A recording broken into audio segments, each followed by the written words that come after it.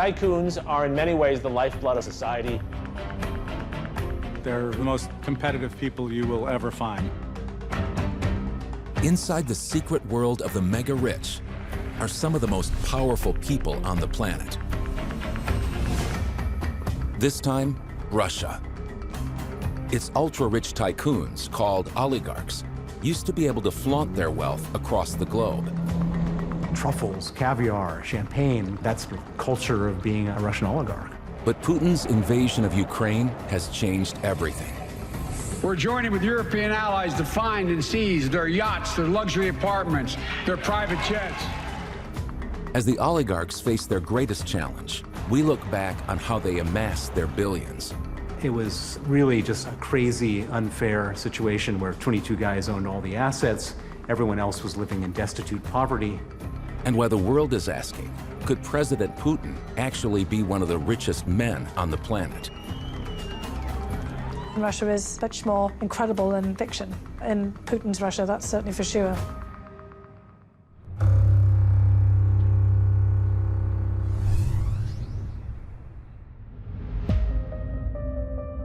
In October 2003, 12 years after Russia embraced capitalism, the richest man in the country was arrested and put in a cage. He was placed there by this man, the president of Russia. Vladimir Vladimirovich Putin.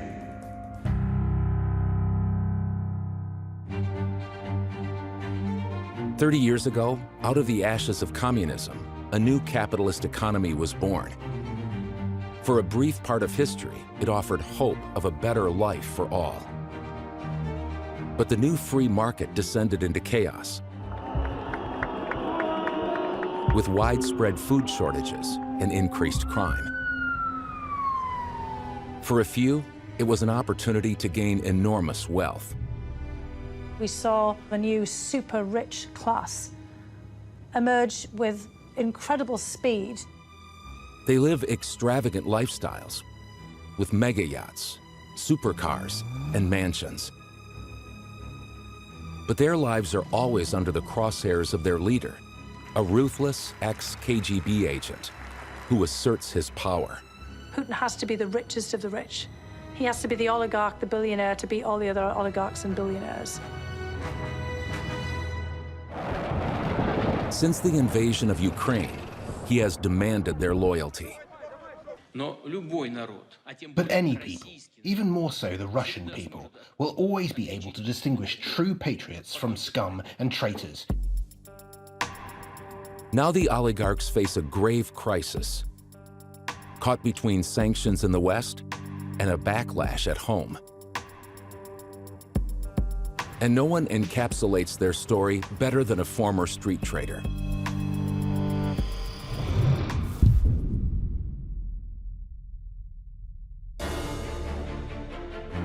Roman Abramovich is best known for buying Chelsea Football Club in 2003. He made his money through Sibneft, a Russian oil major, and he owned stakes in steel giant Evraz, Norilsk Nickel, and the country's largest aluminum company, Rusal. But he had humble beginnings. Roman Abramovich was an orphan. He grew up in very poor circumstances. Abramovich developed some highly successful trading skills, starting out selling rubber ducks. And he clearly had an entrepreneurial gift. But the young businessman really gathered some wealth by trading oil. Through his oil trading activities, he eventually acquired some very powerful political connections. In the early 90s, President Yeltsin was selling off the vast state assets to raise much-needed cash for the flailing economy. Abramovich made his way to Yeltsin's inner circle behind a colorful and highly influential character, Boris Berezovsky. Berezovsky noticed Yeltsin often struck deals between sets on the tennis courts. Immediately, the people with the best connections to the existing Russian government under Boris Yeltsin, they were the people who immediately benefited. In 1995, Abramovich acquired a stake in the state oil company named Sibneft. The stock went on to explode in value after the deal was done. Abramovich was reported to have been firmly in favor of Yeltsin. He even lived in an apartment in the Kremlin compound. This catapulted him into the billionaire class, and he became an influential figure. Abramovich is someone who really very carefully thinks about every investment, every deal that he does. He's not impulsive or instinctive. In 2000, the oligarchs supported Putin to power. Some of these oligarchic figures thought for themselves that he is a forward-thinking, perhaps even progressive, moderate politician. He is someone who perhaps they can help steer, just as they've done with President Yeltsin. But they were in for a nasty shock. It's very clear by the first and second years of Putin's term in power that the oligarchs have supported someone for president that they underestimated. President Putin himself is going to be the actual man and regime in charge.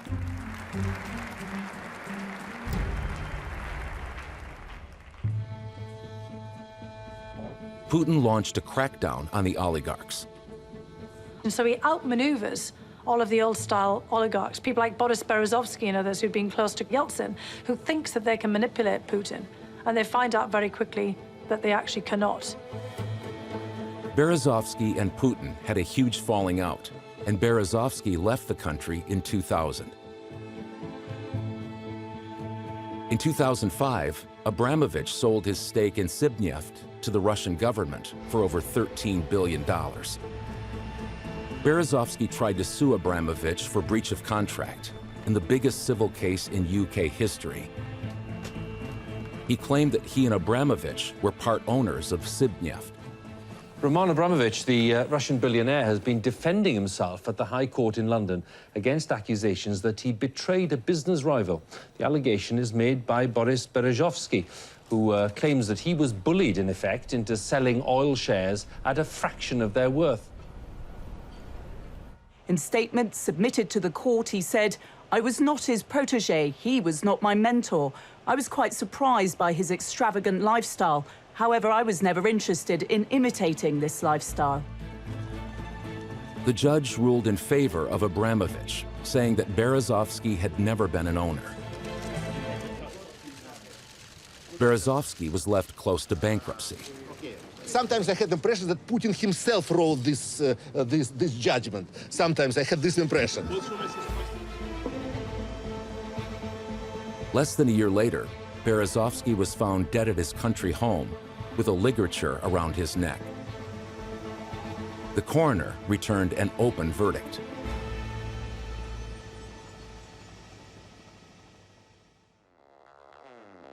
Abramovich, meanwhile,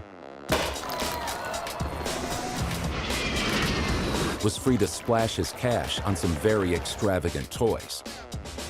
One of his yachts, the Eclipse, is worth $500 million. It's rumored it costs around $1 million just to fill it up with fuel. It has 2 helicopter pads, 2 swimming pools, several hot tubs, a mini submarine, and a missile detection system.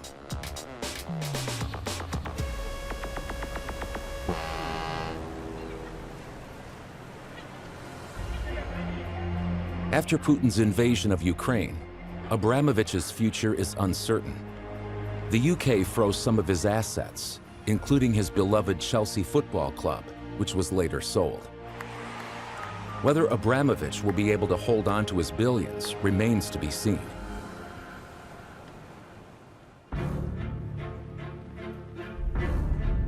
In 1917, the Bolshevik Revolution brought about the Soviet Union and the first communist country. It lasted for most of the 20th century. Following Marxist economic theories, Soviet leaders from Lenin onwards banned private ownership. So Russia started out as a country where all the wealth was held by the state. В этот день звучат слова благодарности коммунистической партии и советскому правительству за новое проявление заботы о наших детях. Dovii no provii. Trust but verify. The Cold War began to thaw in 1985, when Yeltsin's predecessor, Gorbachev, befriended U.S. President Ronald Reagan. The Berlin Wall came down in 1989, as the world looked on with hope. Troops took control of the key section of the Berlin Wall at the Brandenburg Gate early this morning. They stopped the party, but any hopes they had of stopping the West Berliners destroying the wall were soon dashed. As dozens of young men pulled on a rope and chains, the chant went up, Mauer weg, down with the wall. The Soviet Union was fast-forwarded into the modern era. This first taste of capitalism ignited an entrepreneurial spirit. They filled up their cars, went to China, came back and sold things 10 times, 100 times the price. Russians started wanting a wealthier lifestyle. Then, in December 1991, the Soviet Union collapsed. It begins in the Baltic states, soon extends into Eastern European republics themselves in places like Ukraine, places like Moldova. Every one of the republics has declared independence. There is no more Soviet Union. But the fall of the Soviet Union brought new problems. Gorbachev fell out of favor, and Boris Yeltsin became the new leader of an independent Russia. He inherited a country in dire straits. It was broke. There was very little food in the stores. The banks were on the brink of collapse. The economy was on its knees. And so President Yeltsin and the regime, they desperately needed money. He turned to the West for help. American advisors said, well, what you need is to sell everything off, privatize everything, move to a free market economy, and that's the way forward. Yeltsin issued vouchers to the entire Russian population. They gave a voucher to every person, so there's 150 million vouchers in circulation. The vouchers were to be used to purchase shares in state-owned companies. Only a few knew their true value. Many people wouldn't know what to do with these vouchers. They had to sell them off because they were so poor, and clever people bought a lot of these vouchers and through that could then take over state properties. However, the vouchers didn't solve the need to pay the wages and pensions. Yeltsin needed cash and quick, and one man had a solution.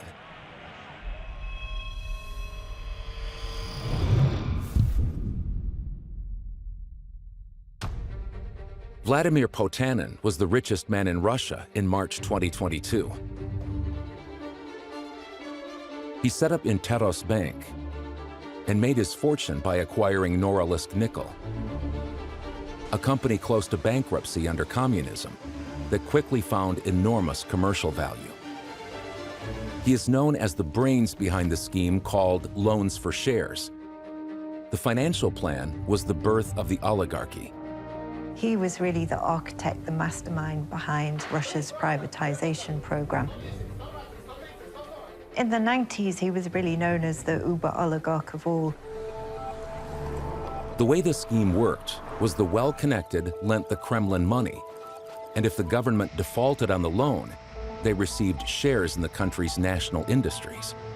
By his own admission, he and other oligarchs reaped the rewards. Because of the absence of strict regulation, this helped us to become rich and powerful, let's say, faster than we could if we worked in, let's say, normal conditions.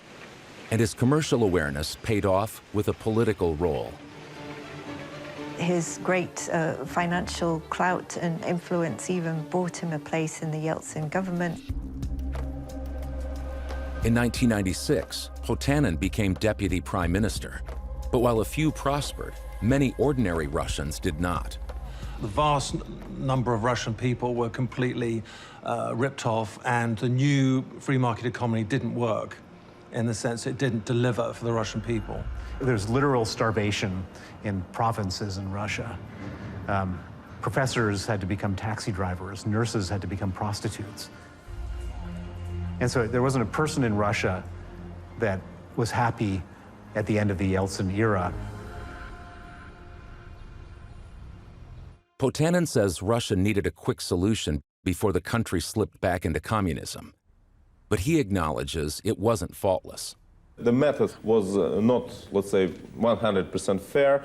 The rules were not clear, but please believe that it was difficult to make it quickly, and the opposition was very strong. Yeltsin was popular among the people, but after a series of uncomfortable televised appearances, faith in his leadership waned. By 1999, it was the end of the road for Yeltsin. Alcoholism took its toll, and his health deteriorated. The following year, Vladimir Putin became president of Russia. A new era for the oligarchs began.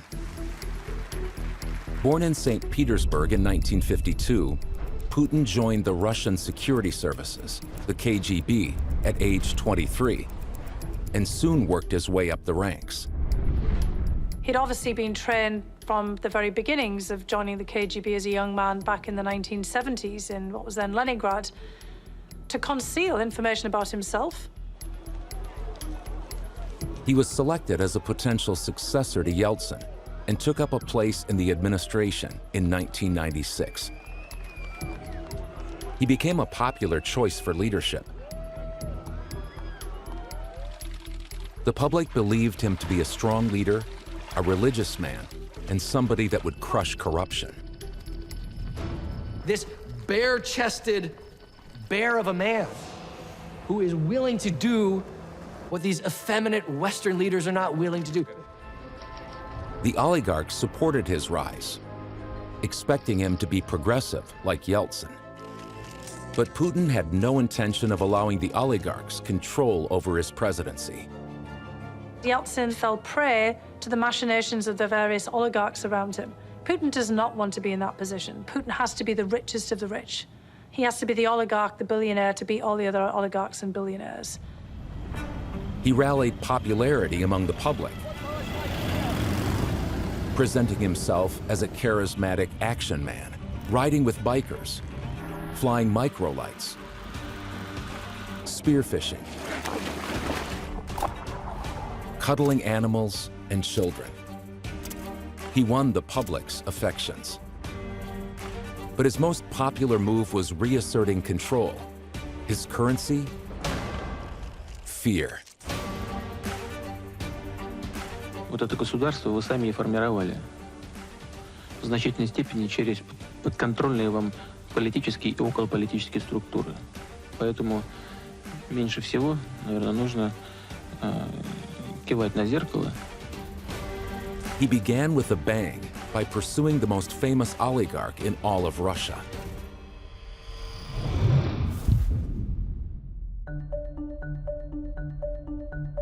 In 2003, Mikhail Khodorkovsky was the wealthiest man in Russia. He made his fortune from oil. Khodorkovsky had a background in chemistry and a gift for pioneering new businesses. He's a very smart guy from a technical institution. He's very much an independent thinker, but he was too far ahead of his time. In 1988, he established one of the country's first private banks. He loaned the government money and struck gold when the government defaulted on the loan, and he acquired a 78% stake in the state oil company, Yukos. Yukos Oil Company, it became incredibly profitable and lucrative, and it was making billions of dollars. And then he does something that is quite surprising for many of these Russian oligarchs. He actually, over time, wants to transform it into a Western-style company, and actually to run it as a for-profit concern, not as a cash cow that might be still linked into people close to the Kremlin. He then used some of his income to fund opposition parties. This was a no-go for the Kremlin. He was seen as a potential rival to Putin. So Putin was persuaded that he should be taken down. The opportunity came when Khodorkovsky openly challenged Putin about state corruption on television. The footage would mark a historical turning point. Масштабы коррупции в России в районе 30 миллиардов оценивается долларов. Это 10-12% ВВП. Putin appeared to issue a quiet but devastating counterattack, accusing him of tax evasion. А некоторые другие нефтяные компании, как, например, компания «Юкос», имеют сверхзапасы. Как она их получила, это вот вопрос в плане обсуждаемой сегодня нами темы. В том числе и, значит, такие вопросы, как уплата или неуплата налогов. Мы с вами обсуждали в свое время. Then, on October 25, 2003, Khodorkovsky's life was turned upside down. Khodorkovsky was on his private jet. He landed on the runway, and his jet was surrounded by members of the Federal Security Service. They arrested Khodorkovsky.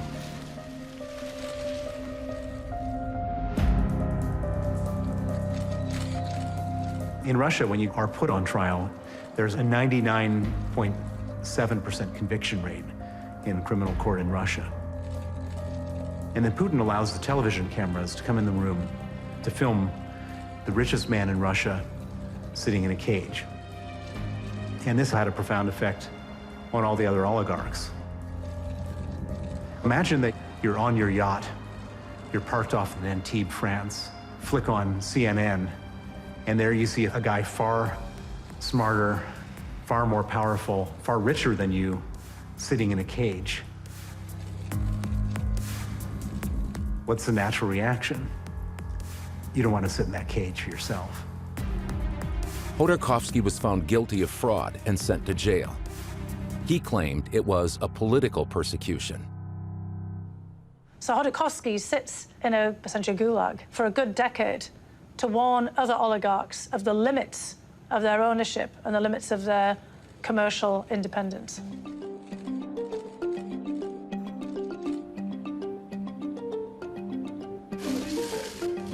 Khodorkovsky was eventually released in 2013. He was flown to Berlin and then moved to London. Today, he is one of Putin's fiercest critics.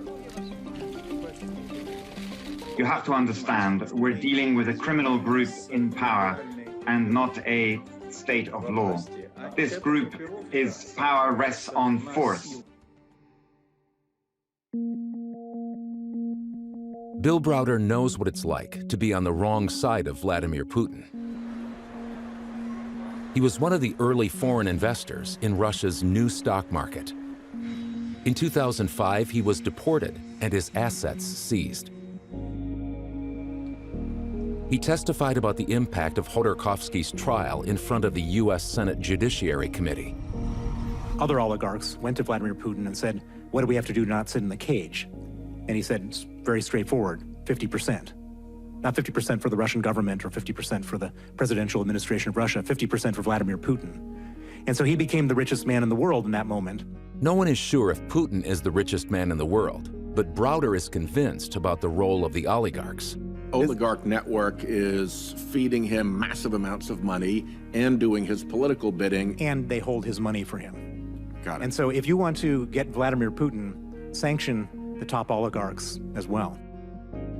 In response, other oligarchs from the time have strenuously denied Browder's claims, while investigative journalists have tried to get to the bottom of Putin's purse strings. But the person who's been most effective at this has been Alexei Navalny, the Russian opposition figure. And that's why he's in jail, and that's why there was an attempt to assassinate him using Novichok, the same substance, but in a different form, that was used to poison Sergei Skripal and his daughter Yulia in Salisbury. Novichok is a deadly nerve agent, a chemical weapon. This was a very serious effort to eliminate Alexei Navalny because he's been exquisitely capable of unraveling and spooling an awful lot of the threads behind the corruption, the kleptocracy that surrounds Putin. Navalny survived, but on return to Russia was jailed for breaking bail conditions while receiving life-saving treatment. He returns to Moscow knowing full well he's going to be arrested. He releases a video that he spent an awful lot of time producing about the ownership threads that he and his team have traced to an enormous, luxurious, sumptuous villa on the Russian Black Sea, which is not just a palace, it puts Versailles to shame. Navalny's team bypassed a no-fly zone with a drone to capture what is nicknamed Putin's Palace in all its glory. The property is reported to be worth over $1 billion and is full of extravagant opulence. It isn't a country house or a residence, it's an entire city, or rather a kingdom. Among its many features, this green mound is reported to house an underground ice hockey rink. He was almost mocking Putin for his lack of taste.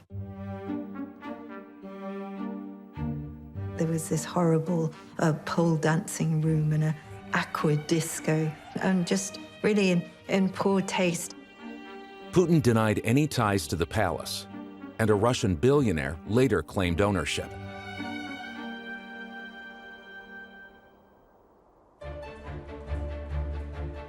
And in March 2022, as the bombs rained down on Ukraine, Navalny was given a further 9 years in jail. It's unclear whether this was linked to Navalny's claims that this super yacht also belongs to Putin. Press reports valued the Scheherazade at around $700 million, making it one of the most expensive super yachts in the world. The British captain denied the super yacht belonged to Putin. It was, however, seized by Italian authorities. As for Putin's other critics, Bill Browder and Mikhail Khodorkovsky, they both fled to London. The city has become a favorite destination, too, for oligarchs.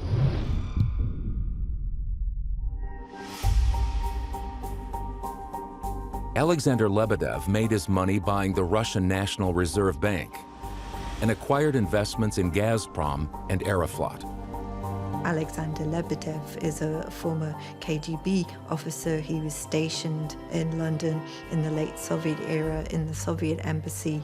He's since been able to establish a great deal of clout within London's establishment itself.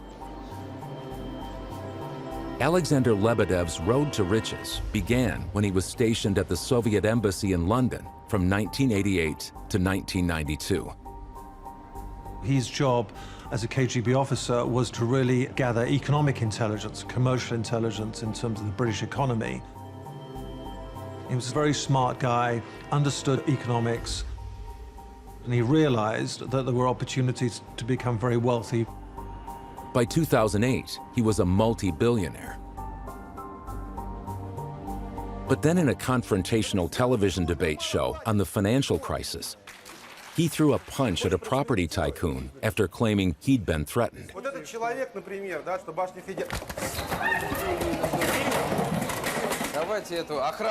He was charged with hooliganism.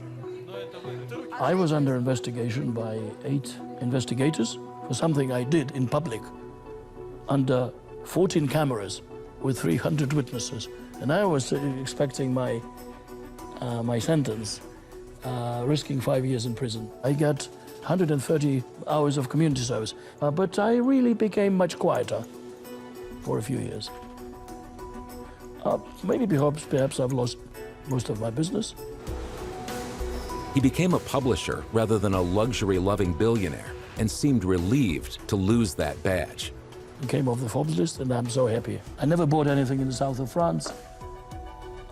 Boats, I don't like it.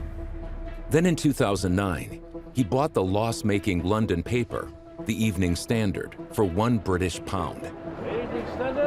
Alexander Lebedev saw the acquisition of the Evening Standard and later the Independent as a way of enhancing his influence in the UK. It wasn't a commercial, profit-making enterprise. Lebedev disputes such claims. He and his son Yevgeny have raised considerable sums for charity, including a foundation promoting a free press. He organizes charity events and lavish parties, inviting the rich and famous. Yevgeny became close friends with Boris Johnson, and they famously spent a night on the streets of London.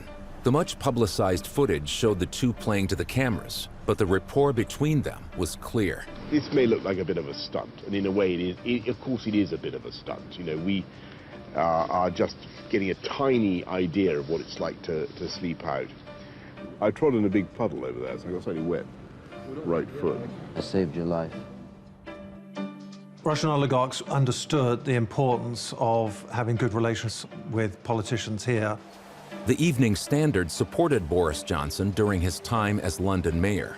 Boris Johnson invited out to the Italian villa owned by Evgeny Lebedev and went there on quite a few occasions for parties, and then, you know, became closer and closer, and eventually Evgeny Lebedev was awarded a peerage.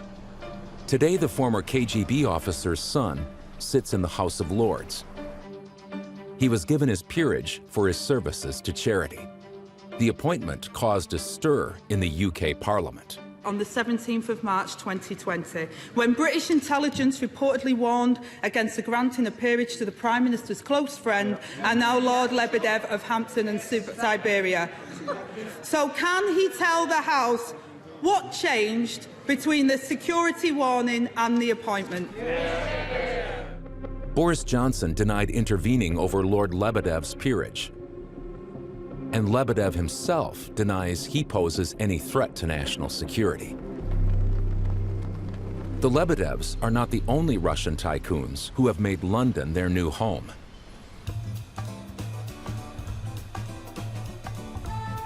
The arrival of Russian oligarchs in London has supercharged the economy. Russians like to spend big.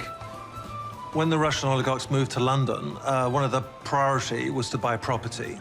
As a bolt hole, their favorite areas would be Knightsbridge, particularly if it's close to Harrods, if they have properties within the heart of the British establishment, which is Mayfair, Belgravia, Kensington, Chelsea, and those areas, they feel accepted. There's been a number of unexplained deaths of Russians in Britain. Alexander Litvinenko was an ex-KGB agent who became a British citizen in 2006. He was a former member of the security services who essentially had defected to the West. In 1998, he accused Putin's KGB of plotting to assassinate Boris Berezovsky and killing a journalist, just 2 weeks before he himself mysteriously fell ill. On November 1st, 2006, Litvinenko drank deadly tea in the Millennium Hotel in London's Mayfair. He was known as the man who solved his own audacious murder when he guessed that he'd been poisoned. It became a diplomatic incident. Putin wanted to make an example out of him, but he also wanted to test the British system of justice. And he discovered that there really is not a very robust system of justice. Putin has always denied the Russian state is involved in any sponsored assassinations. Some oligarchs have also tried to make inroads into the American political system. Oleg Deripaska made his fortune in metals. He had a modest upbringing, largely raised by his grandparents. My grandmother, she was always, careful with the light. There was no light in the house. He started trading in metals at a time when the Soviet Union had collapsed and lawlessness reigned. Aluminum promised massive profits, and blood was spilled. Gangsters and businessmen vied to control the industry. Around 100 people were murdered. Although there is no suggestion that Deripaska was involved in any criminality, he did end up in control after the feuding subsided. Deripaska was able to emerge on top from a period which in the 90s had been really vicious. The era was known as the Aluminium Wars.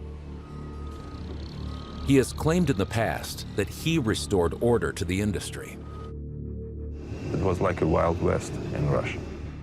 It's not a period he remembers with pride. To go through without any single thing which you could later believe in was wrong.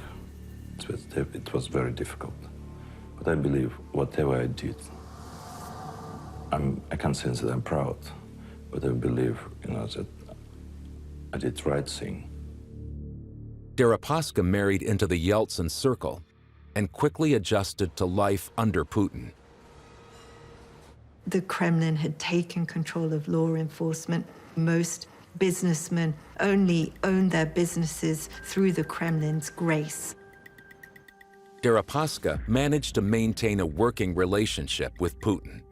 The oligarchs are now going to be subservient to the state itself. And this is a shift, this is a new dynamic. Putin showed who was the boss on national TV after Deripaska shut down a metals plant, leaving workers without wages. Считаю, что вы сделали заложниками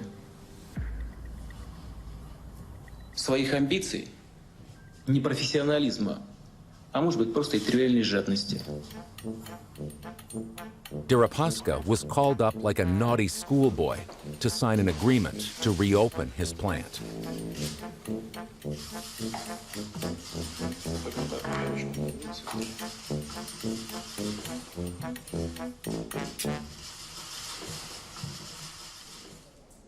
Part of his plan was expanding in the USA.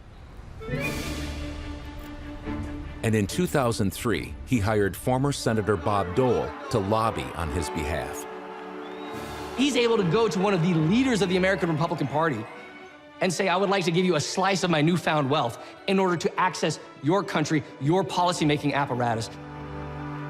Dole agrees, Dole takes the money, and the doors of the United States of America are suddenly open to Mr. Deripaska.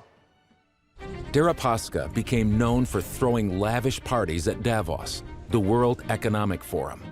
He is succeeding in creating this image of himself as a globe-trotting member of the global elite. Deripaska built a presence across the globe. In 2006, he formed N+ Group, and Rusal became the world's largest aluminum producer.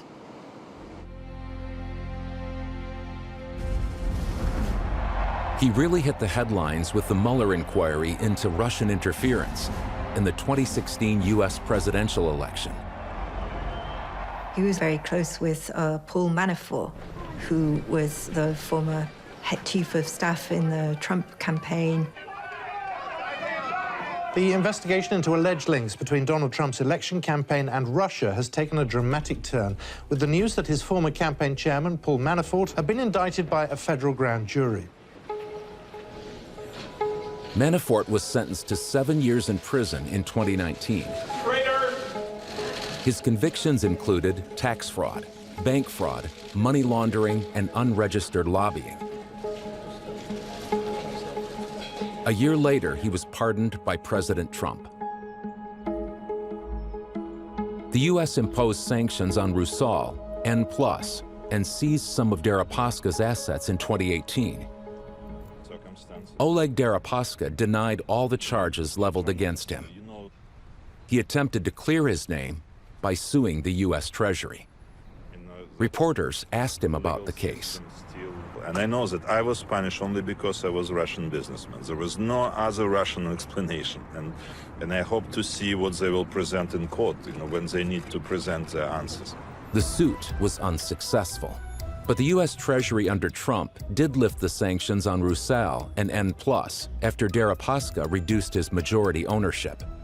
Trump's relationship to Putin has been much discussed. And so Putin was really more of an image for Trump of something that he wanted to be himself. He had degrees of autocrat envy. And he certainly saw Putin, on that surface as being the richest of the rich, potentially the richest man in the world, running a country as if it was his own, asset. And so he also saw him as being not just fabulously rich, but fabulously powerful. And as for Deripaska, he has come a long, long way from being simply a rising businessman with close ties, allegedly, to organized crime. And in 2021, Deripaska suffered further trouble in the US when the FBI raided his homes in New York and Washington, D.C. And when Putin invaded Ukraine, the UK imposed further sanctions on Deripaska, freezing his assets there too.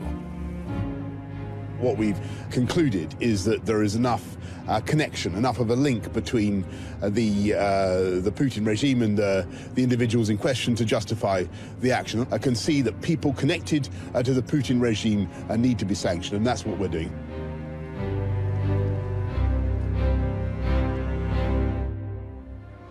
Thanks to Putin's invasion of Ukraine, the oligarchs have seen multiple super yachts, private jets, and stately homes seized by Western Europe and the United States.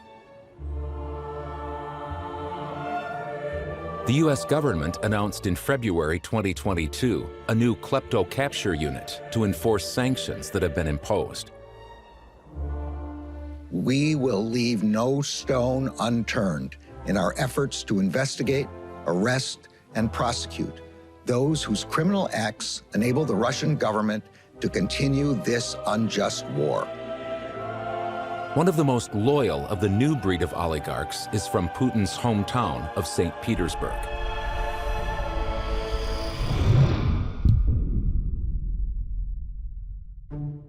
Yevgeny Prigozhin is alleged to have made his money from large catering contracts with the Kremlin.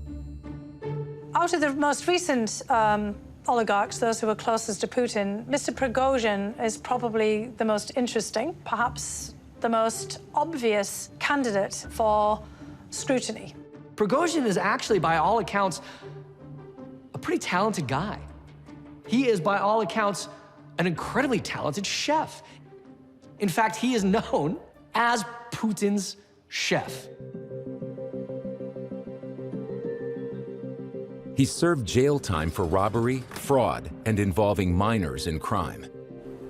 After his release, he became a hot dog vendor before segueing into the restaurant business. Putin became a regular patron of his restaurants, and Prigozhin became a confidant. He received large contracts to feed Russia's schools and military, as well as catering for state banquets. And in 2002, President George W. Bush was a guest, with Prigozhin always by Putin's side. I had a rather unexpected encounter with Mr. Prigozhin that I was unaware of until I saw some footage. I'm sitting next to Putin at one of these expert dinners, and Mr. Prigozhin is the person who's serving us with the food. And I hadn't realized that the whole time that I'd been at this dinner, which was all heavily staged and orchestrated, Mr. Prigozhin was part of all of that staging and orchestration, was in charge of all of the catering. Quite whether Prigozhin's role was purely food-related is a little murky. History would later see him accused of cooking up some very different recipes for the Kremlin. He begins moving into a new space entirely, the social media space.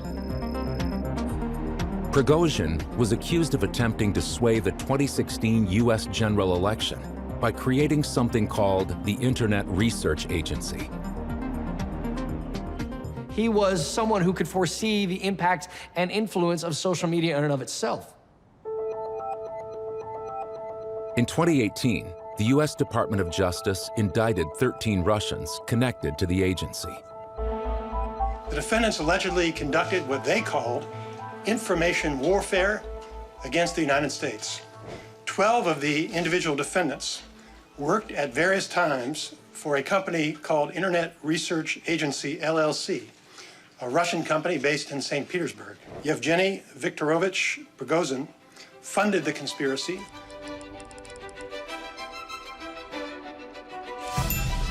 U.S. intelligence described the agency as a troll farm, which it said employed fake accounts or bots on major social media networks. These were Russian trolls sitting at keyboards in St. Petersburg, targeting American tensions to sow chaos across the board. They used stolen or fictitious American identities, fraudulent bank accounts, and false identification documents. According to the indictment, the Americans did not know that they were communicating with Russians.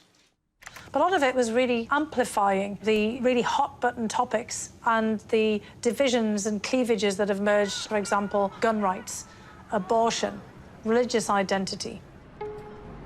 Prigozhin denied interfering in the 2016 election, saying, "If they want to see the devil, let them." In 2020, U.S. intelligence also announced that Prigozhin was believed to be behind a private army called Wagner. He has been connected to all number of other extraterritorial Kremlin interests. The Wagner Group has been heavily involved in operations overseas for Russia, where the Russians don't want to risk conventional military forces. Military analysts say Wagner offers Russian military plausible deniability. Prigozhin was sanctioned by the EU and the UK for alleged links to Wagner activities. The EU accused Wagner of serious human rights abuses, including torture. In 2021, the FBI offered $250,000 for information leading to the arrest of Prigozhin. He has been identified by the highest levels of the American government, one of the most successful players in Russian efforts at destabilizing Western countries, including the United States of America. Prigozhin has always denied any connection with Wagner activities or any wrongdoing. In recent years, intelligence services have been closing in on Putin's finances, and so have journalists. In early 2016, hundreds of journalists around the world published an unprecedented look into the world of the offshore economy. This was known as the Panama Papers. At its heart was information leaked from a firm called Mossack Fonseca. It was a law firm, an offshoring firm based in, as the name says, Panama, providing offshoring and anonymous wealth services to any client around the world. In March 2018, Mossack Fonseca said it was shut down as a result of reputational damage due to the Panama Papers leak. It denied any wrongdoing. In 2020, prosecutors issued arrest warrants for its partners on charges of accessory to tax evasion and forming a criminal organization.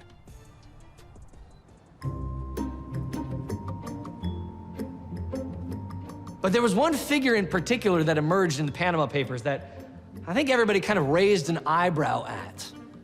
He wasn't an especially well-known figure, certainly for his politics or even for his wealth in and of itself. He was known, of all things, for his musical talents.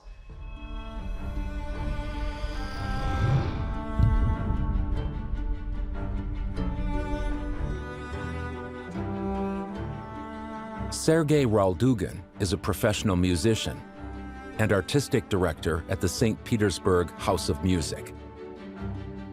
It is well known that he is a close personal friend of Vladimir Putin. Raldugin is one of the figures emerging in the Panama Papers as secretly controlling a remarkable portfolio of wealth using some of these offshore anonymous financial vehicles. The Panama Papers unveiled a $2 billion offshore scheme involving Raldugin. Some question whether there was more to this than meets the eye. Putin claimed the transactions were for buying expensive instruments. Raldugin denied wrongdoing, saying any wealth linked to him was donations from businessmen to buy musical instruments for young Russians. Вот то, что Сергей Павлович купил, Ралдугин, он купил там, по-моему, 2 скрипки, 2 виолончели. Это уникальные вещи. Последнюю, которую он приобрел, ну, я скажу, потому что это было уже в интернете, около $12 миллионов.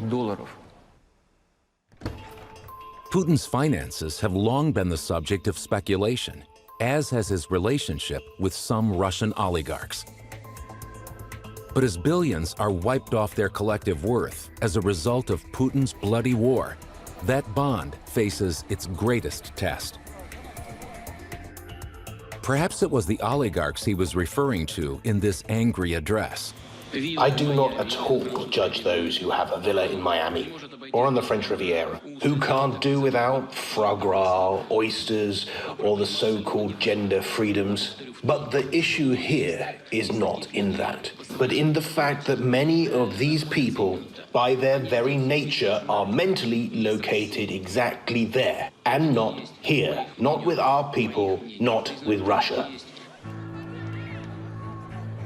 So I think Putin does see himself as a czar in many respects. He sees himself as a historic figure, carrying on at least the legacy of the czars. The oligarch's ability to straddle the fence, enjoying the best of both worlds, is over.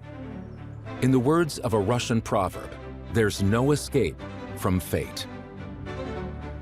There are never happy endings to Russian stories. And there's not going to be happy endings for most of the Russian oligarchs. It's a terrible dog-eat-dog world to get where they got. And it's kind of hard to see happy endings for most of these people.